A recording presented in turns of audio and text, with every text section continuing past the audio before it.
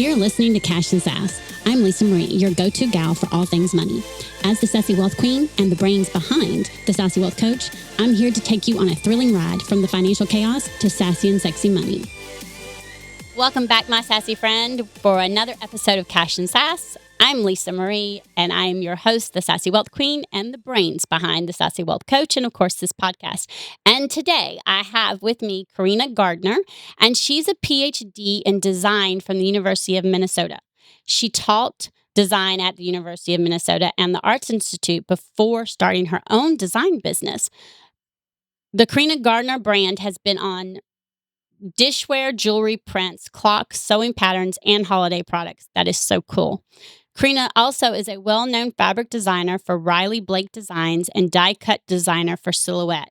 Carina was the creative director of Cartabella Scrapbook Papers. Her kids' brand, Minnie Lou, has sold products for Nordstrom, Peak Clothing, and 500 independent retailers and museums in the U.S. She is the CEO of Design Suite, a surface pattern and crafting design program that teaches designers how to make money as they learn to design.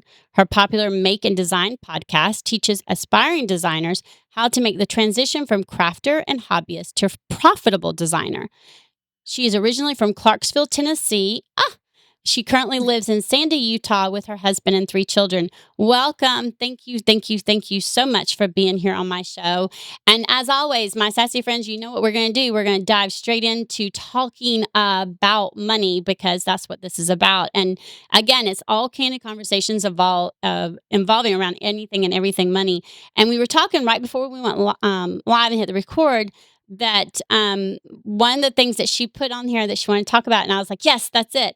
So we're going to dive into it, is understanding that it is possible to make money even if you didn't come from it.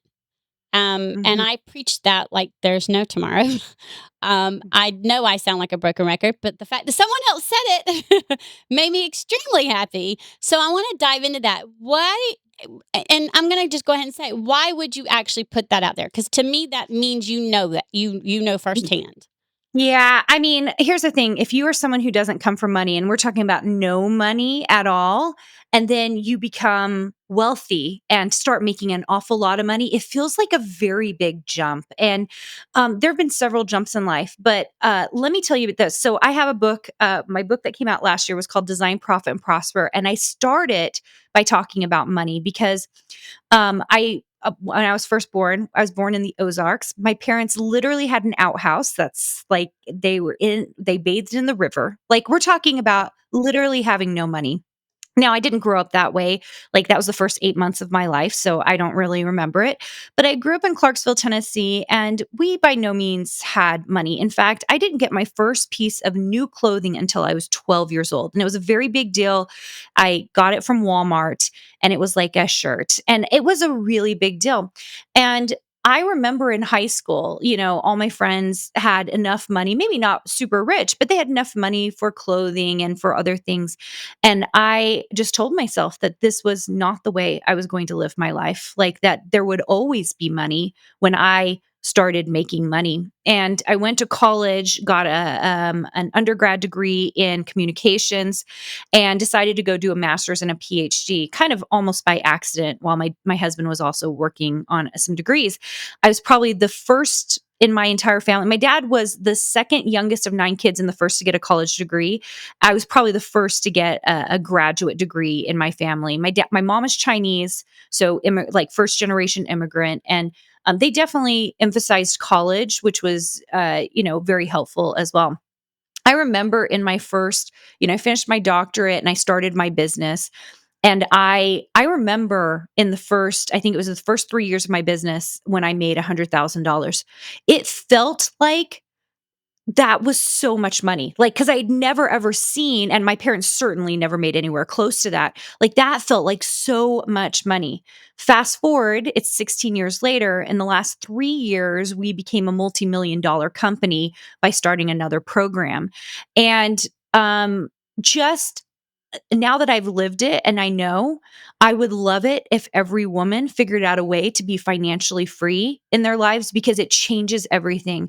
Things that you stress about in your marriage, things you stress about for your kids, things you stress about like paying the bills or whatever, those things go away if you have money. And Mhm. I know that money doesn't buy happiness, but it sure makes life a little bit easier.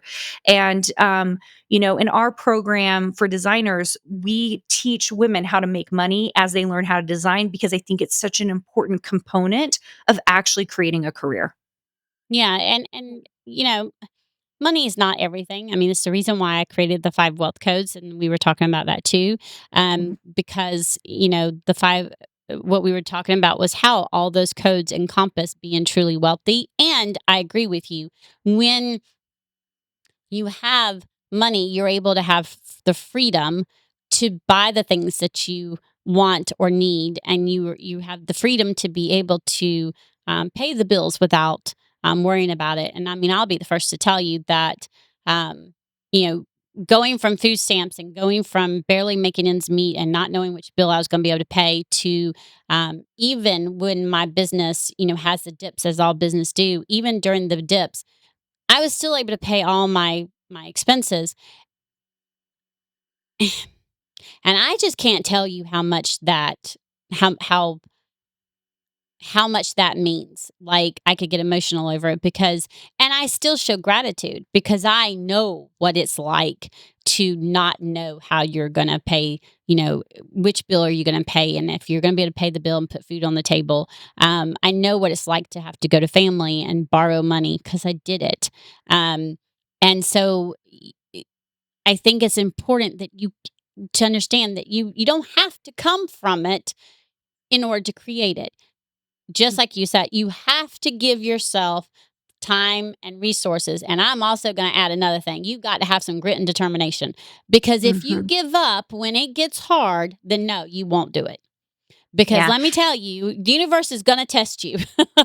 Yeah, it's a rite of passage to show Hmm. that you're willing to do what it takes in Yeah. order to get where you need to go. And I will say, especially in the last 3 years, as we created our design program, we're actually, I wish I could tell you, but we have this amazing thing happening in September. We're kind of next leveling everything.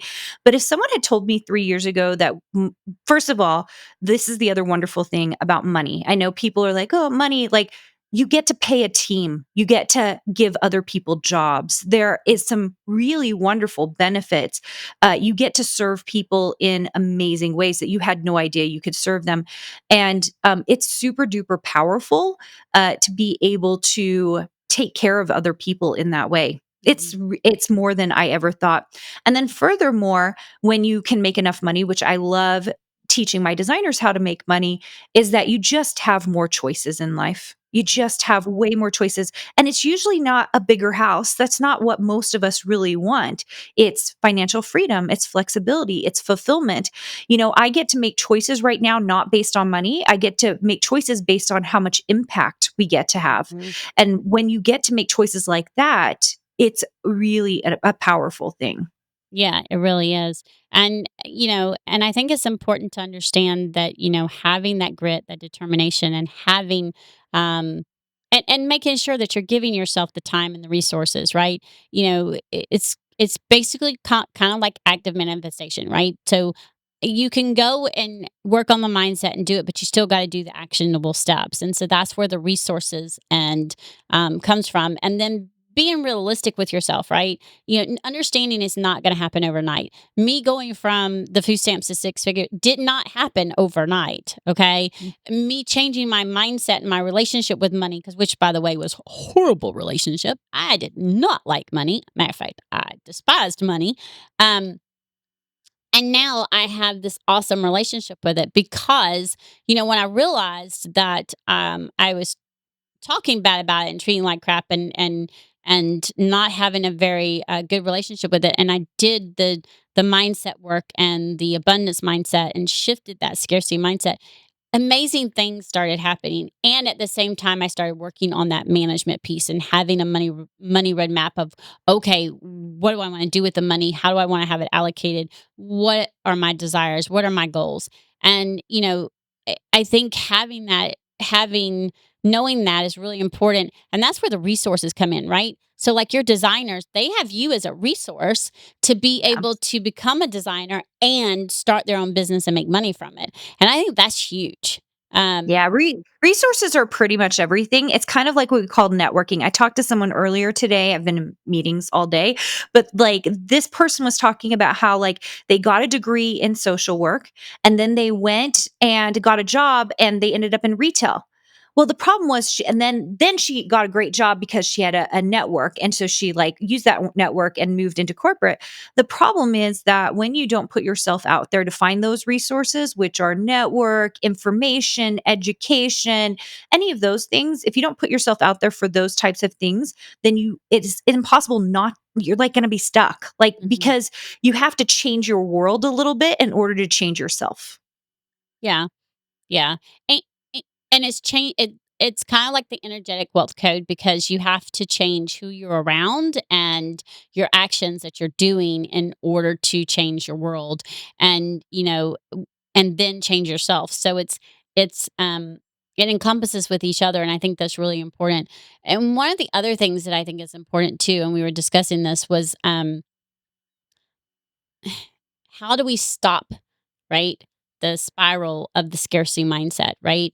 I know that there are going to be a lot of my listeners who are women entrepreneurs because that's my audience, and that y'all have kids, and you're like, okay, I'm working on these things, trying, and maybe this will give you some motivation because I truly, truly, truly feel very passionate about this. And I'm going to be honest, uh, I'm still a work in progress with my two girls. Okay. Um, because sometimes I find myself saying the things that our parents have said to us, which Mm. is a scarcity mindset, saying you don't think of it as that, but it is. And I have to stop and think and then switch it so that I can teach them different things. But so you can tell what I was getting at is we're teaching our kids, regardless of what you tell them, your actions are teaching your kids what kind of relationship to have with money, whether they're going to have a scarcity money mindset, whether they're going to think they can build wealth, right? Yeah, Um, I your actions every day and then also, like, how you teach them, I think makes a mhm. big difference, and then your words to them. Your words Oh, really, really matter. absolutely.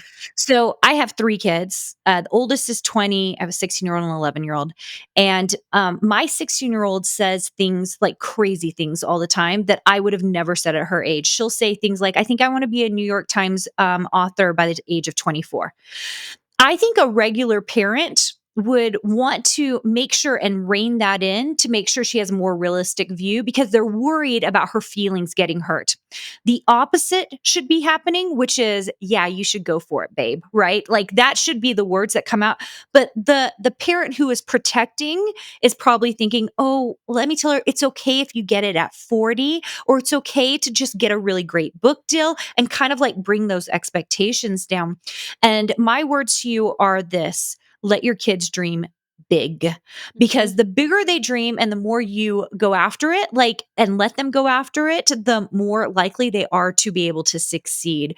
That that parental support is really necessary. And what's the worst that's going to happen? She's not going to be a New York Times bestselling author by 24. Instead, she maybe has a major book deal and has come out with 9 books. Okay, like that's still not a horrible thing, right? But like the moment you start dragging down your kids' dreams, and they're very usually often related to wealth in some format, one of your formats possibly, in fulfillment or energy or whatever, that's when we really hurt our children in ways that we don't realize we're hurting them. Oh yeah, and I'll agree because I have two girls and they just turned 13 and one just turned 13 and one just turned 21. Um, and my youngest is finishing 7th grade, and she decided at the beginning of this year she knew exactly where she's going to go to what she was going to go to school for. And I said, what? She said, I'm going to be an artist. And I'm going to be honest, she can draw and paint like there's no tomorrow, and I have no idea where the world she got it from because she did not get it from me. But she has that talent. She can paint, and she loves painting, and she loves um, looking at colors and mixing the colors up and doing different things. And so she decided that she wanted to take art next year in 8th grade. And the school came in and didn't put her in there for art for next year. And I was like, why? And they go, oh, well, we want her, she needs to go ahead and take her first year foreign language for high school because she got to have two of them to go to college. Okay, why can't she take that in high school? Mhm. And they're like, Yeah. well, because I was like, no. Heather said she wants to have art next year and she's really passionate about it. So, you know what? Put her in there so that way she'll know for sure that's the direction she wants to take before she gets to high school. So that Yeah. when they start shoving all the other things in, for the direction of college, she'll know because right now she's adamant about it. Matter of fact, so adamant about it, y'all, I went and Googled all the colleges that offered a bachelor's in fine arts because she wanted to know what schools, and I have them in a spreadsheet so that she can go because she loves going on the internet and researching them. So she can go on the internet and research all of them and narrow down where she'd like to visit because again, that's going to be something she's going to do. But she's who am I to tell her, no, you don't want to do that. You need to have a backup. And in my day, I know for a fact that's what I'd have been told. I need to have a backup. And I'm not going to do that. I tell her, baby, if that's what you want to do, the only thing I have required for her is to please make sure she gets A's and B's so she can get a scholarship. Yeah. It's Yeah. I like, mean, that's practical, right? It's really about practical along with that. That's incredible that you're doing that for her. But yeah, our kids, I think good role models. And then also they have to see that, especially those in the art, like your daughters in the art field. One of the things that they have to see is that even if you're an artist, doesn't mean that you get to just have chaos all the time. Those with art businesses, and we teach people with art and design businesses, they have to have consistent schedules. mhm, They're still working a job. And mhm, so it even though it's fulfilling and it's the thing that you want to be doing with your life, there are also pieces of it that you have to do that maybe you might not enjoy. No one loves bookkeeping, right? But it just is part of the job. And so I think kids seeing your parents do hard things, really important, and going after their dreams, really important. And mhm, then watching how they spend and use their money for whether it's their team. For us, my kids are seeing me.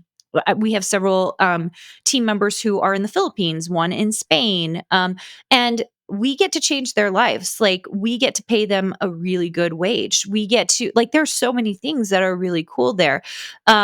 I also get to serve and spend money in ways to help families in our neighborhood. We just get to do things that we mhm. normally would not be able to do. Well, yeah, and I mean, my kids have gotten to see me travel, and then they got to see me be invited to go to Kenya to speak, to do a speaking international tour, speaking and humanitarian tour in Kenya, and I accepted it. I applied and I was chosen and invited, and I accepted it, and so that's I get to go and speak to young girls in Kenya about their wealth mindset and those 5 codes and how being wealthy is so much more than money and showing them that you can create this wealth yourself, right? And how empowering is that? I'm like, I get goosebumps. And it's going to be several different schools, all these people. And, my girls are seeing me going through the process of being able to go and do that. And my girls have also saw me go, my oldest especially saw me go back to school to get my 4-year degree when I was working in corporate. And they encouraged me to go back because long story, another day, but I went back. And so she saw me go back, and then my 2-year-old saw me graduate. So, or she was 2 then. So I joke, I started college with one kid, went back to school for 4-year degree, can't talk, with one kid and graduated with 2.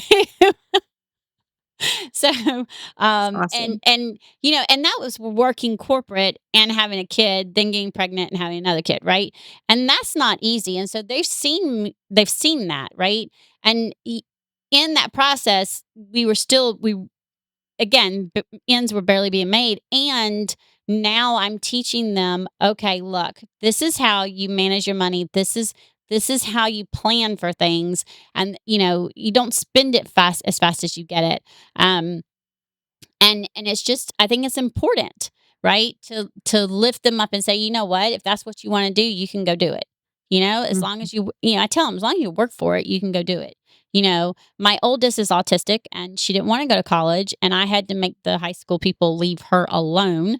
Mhm. And then one day last year, I was coming back from out of state from working a job, and I get off, I get out of the vehicle, and she runs up to me. She's with her father. She runs up to me and she goes, "I've decided I'm going to college." Huh? What? I was like, "Oh, okay. We'll start searching." Nope, I've already searched. You have? Okay, where you want to go? Liberty University. Y'all, it's the most expensive private college there is. Just so you understand. Private Christian college. I just say, yeah, private Christian college there is. And I was like, who was I to tell her no? And I was like, okay. I said, are you sure? She said yes. And I said, all right, well, let's contact them first and let's talk to them and make sure that, they'll work with you and with accommodations and that you're able, you can take one class, you can do part time. I said, what's your degree? She said, I want to go be a teacher. And I was like, okay, why? Because you don't like being around a whole bunch of people. She said, no. She said, but I want to help other kids like me when I didn't get help. Mm. Yeah. So good.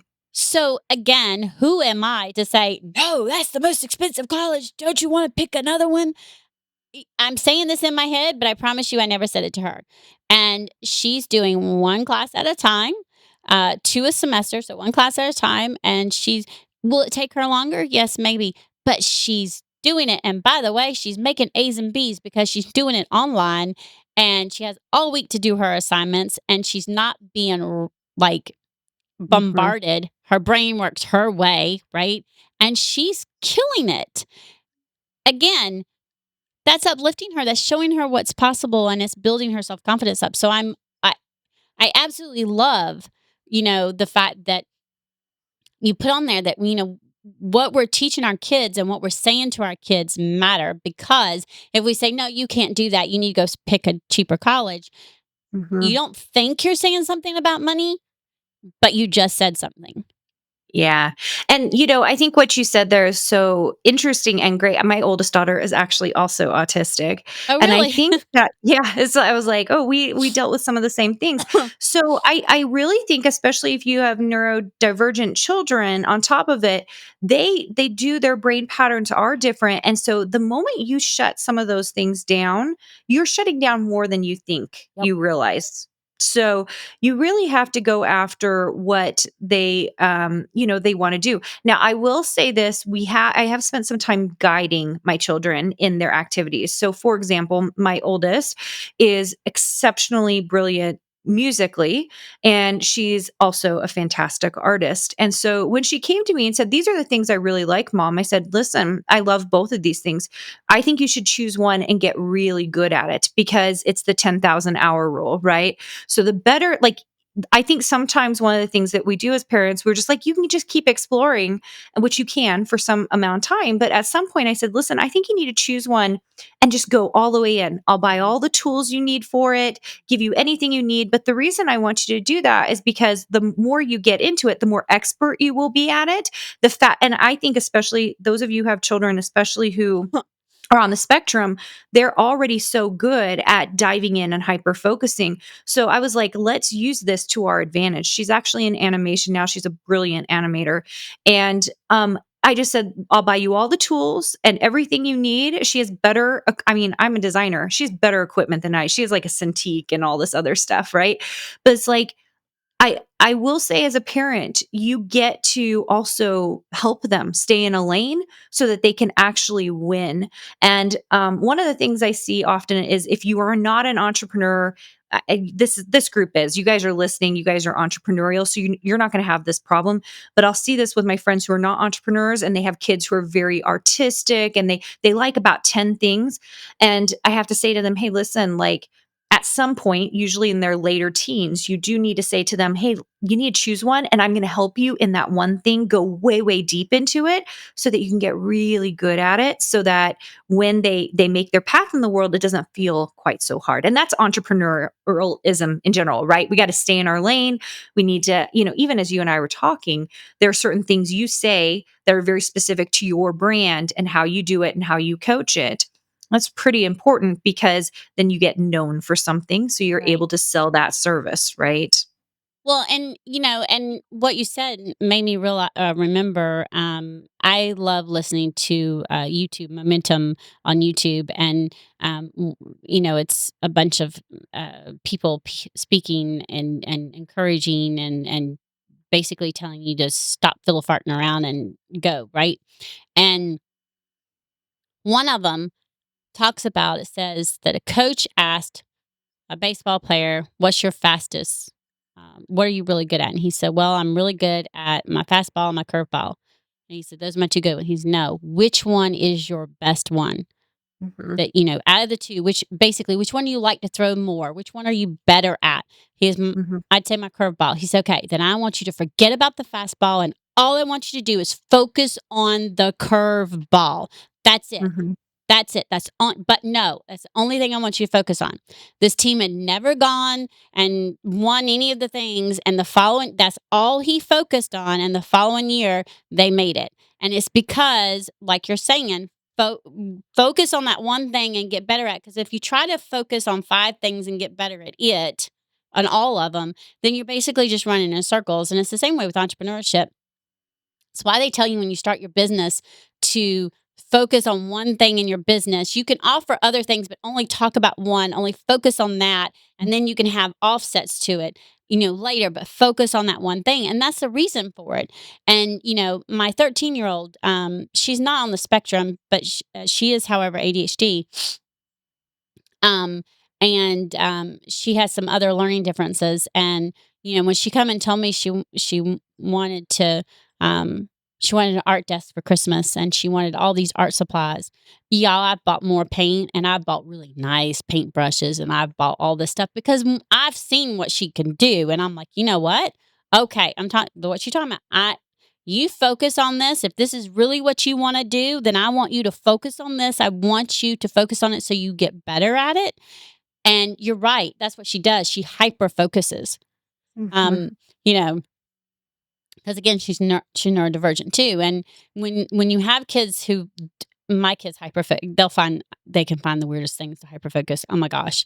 But when they hyper focus on those things, it's amazing what can come out. My oldest is awesome at building stuff on Minecraft. And Mhm. some adults in her middle school, it tore down that confidence, and I've worked really hard to build that confidence back up, but it's not back to where she thinks she could actually make money building worlds on Minecraft. And I'm You like, you can make money, girl. You make my head spin with the mess that you build. She goes, "Yeah, but I looked at this video," and I said, "Kenzie," I said, "didn't you just slam that laptop shut?" And she goes, "Yeah." I said, "Why?" She goes, "Because they weren't doing it right."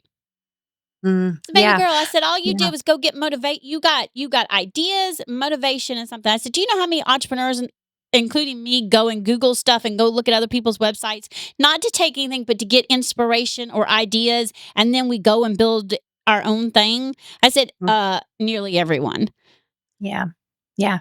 It's really unfortunate too, because I think especially I would say middle school, high school, elementary school teachers, because they're in the teaching world, they don't actually know what's possible. So YouTube alone, like everyone thinks, oh, it's just these big YouTube stars making money. We have a very tiny subscriber base, and we make money off YouTube. People don't realize that because they're not realizing that there's a lot of money to be made. You can make $50,000 a year just off YouTube by posting consistent content. People don't realize that because they're unwilling to look at really what people are doing to make money. And there's a lot of people out there making money in a lot of different ways. So yeah, it And is that's the really reason and unfortunate. that's the reason why these are video too, so that they all go on YouTube, so that I have Mhm. consistent content, because I did the research, and I wish I'd done it earlier. And I did the research, and I'm like, "Wait a minute. Really?" Okay, yes, I need to build my following, but I don't have to have millions and millions of followers to make money off of YouTube. You have to be able to um, uh, co- be consistently posting, and it's the same way with having sponsors for your podcast. I went and did the research, and they're not necessarily looking for you to have thousands and thousands and thousands of subscribers. It's how often are you excuse me, how consistent are you dropping videos and Mhm. those podcasts? Are you consistently going and having the things? And oh, I can do consistent. Okay. So, Yeah. and that's an afterthought of it, yes, because the whole purpose of me doing this is for us to have these candid conversations. And I think it's important. My 13-year-old decided for her birthday, she wanted a microphone. She was starting her own YouTube channel because she's 13 and she can have her own YouTube channel. And before anyone goes into the comments, listen, she can have her own YouTube channel where YouTube doesn't allow any comments. Mhm. Okay. She's 13, so she can have her own YouTube channel, but no comments are allowed. And yes, mama monitors. So please don't come in the comments. Had to put that out there. But the point is, I got her this nice little standing microphone with the little filter thing. And I'm going to say this, and I hope every single one of you hear me. If all of us were to do what her and her best friend did on her birthday when she got that microphone, we'd be so much further along. Them two didn't care what they looked like. They didn't care what the surroundings were. They didn't say they had to plan for 5 days of what they were going to talk about. Mhm. They hooked up the microphone, got on the YouTube channel, and went live. Yeah. Yeah. Don't They you love that energy of the right now? I just heard Ed Milet talking about that. The energy of right now is so high, like that frequency. So when you're excited about something new, if you just go for it, it will be much faster. It'll be better in a lot of ways, and you'll bring that energy with you. It's yeah. really cool. And then she was like, "Mommy," she said, "I made that private because she wasn't comfortable being on the YouTube, because they recorded it, excuse me, and then went on it." And she said, will you be a guest so it can actually be public on there?" I said, "Absolutely." And again, I'm encouraged because I've told her, I said, "Baby girl," I said, "No, you can't have comments, but I got news for you. All those influencers that you watch that have all these thousands of followers, they didn't start with 1,000 followers and they didn't start with people commenting. They started exactly where you're starting now, doing the videos, and then gradually going to build up." And she goes, "So I'm doing it. My way is a good way." I said, "Absolutely." So Mm. again, I'm encouraging her, right? Because Mhm. she wants to be able to on her YouTube channel to have it to where she'll have an easel and she's painting and she's doing it on the YouTube. Yeah, that's Okay, awesome. right? That gets your workout. So, Mhm. it's encouraging your kids for them to think for themselves and also be responsible with money is really, really, really important. Yeah. And you have to be able to take care of yourself and how you're looking at the money in order to do that. So, if you want to use that as a what's a fuel to have the better relationship with money and be able to see all the things possible and say, you know what, I didn't come from money, but I can stop this here with me, and I can have future my generation and my kids and future generations will know how to build and retain and expand that wealth. And I think that's really, really important.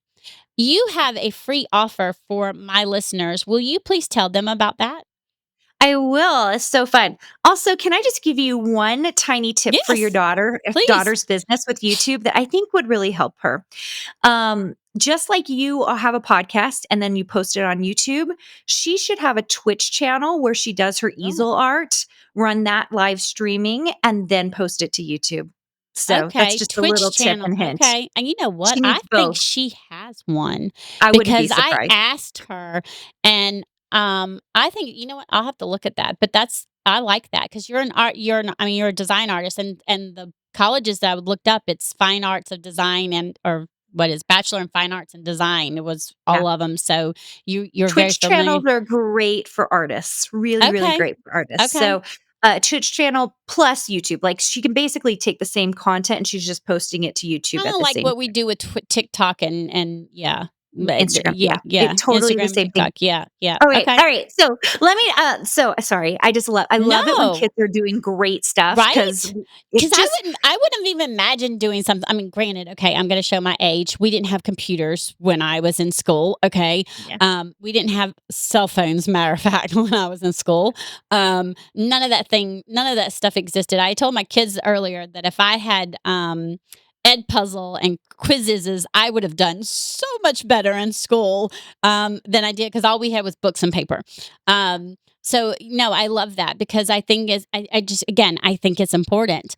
And again, you get us raw and real, so that's the only way I am. But go ahead, tell us the Oh, free offer. okay. So my second book just came out this year. It's called Make Art That Sells. Actually, your daughter might like it. Okay. So it's pretty short. It's really fun. It's every chapter is one piece of a formula that brings you to a point where you can understand a little bit about making art that sells. It's also a fun book because every chapter is a little tiny snippet of an artist. So there's a chapter that's Oh. related to every formula. So like Vincent van Gogh has a chapter, Picasso has a chapter, Claude Monet has a chapter. Anyway, it's just a little section and it relates to that little piece of the formula.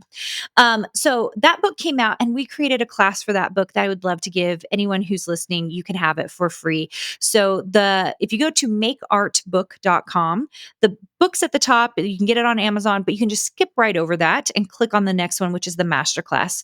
It normally costs money. All you have to do is put in the code make art and it is free to you. So it's about 6 lessons. I go over the formula. We talk about some fun artists, do a little art history, and there's a worksheet there with the formula. It works for not just artists, though. We did it for my daughter who wants to be an author. So in the product category, you can change that instead of being a sticker or an art, like an oil painting or whatever you decide. You can put in there book, like if you were going to be an author, right? So then you're figuring out your medium, your style, like all the other different pieces in the formula that you're going to Oh input for wow. yourself to kind of figure out what you need to do in order to create art that actually sells. So create books that sell, create whatever the product is that you want to sell. So it Oh, works for a that lot would of be cool. entrepreneurs. Yeah, because I mean, there's a lot of entrepreneurs that I mean, they're service based that want to write a book, and you can put books in there to say you want to be an author, and there you go. So, oh my goodness, y'all need to like jump at that one because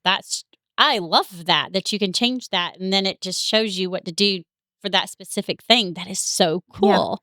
it's kind of Um, fun. yeah, I'm gonna have to check it out myself.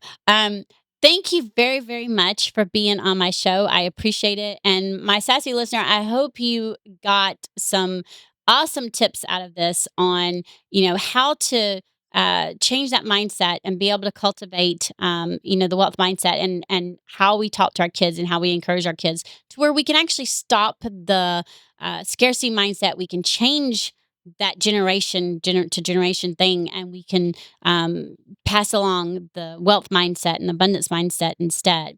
So thank you again for being on my show, and remember, my sassy friends, until next time, stay sassy. Bye. Thanks for joining us this week on Cash and Sass. Check us out on social media and on our website at www.thesassywealthcoach.com, where you can download my free Money Story Start Guide. The website again is www.thesassywealthcoach.com. And as always, subscribe to the show to catch every new episode and leave us a review so we can continue to bring you fresh content. And remember, yes, it is possible to have sassy and sexy money. See you next week.